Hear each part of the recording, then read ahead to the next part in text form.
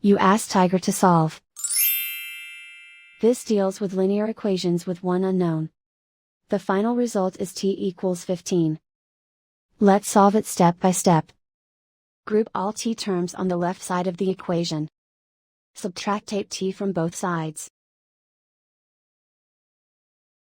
Group like terms.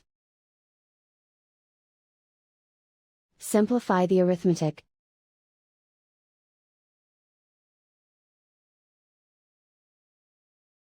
Group all constants on the right side of the equation. Subtract 45 from both sides.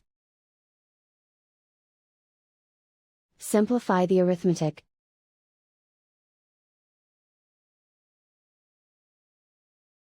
Isolate the t.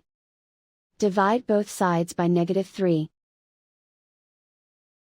Cancel out the negatives. Simplify the fraction. Cancel out the negatives.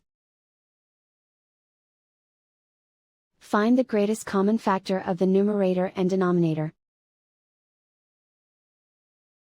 Factor out and cancel the greatest common factor. And so the final result is t equals 15.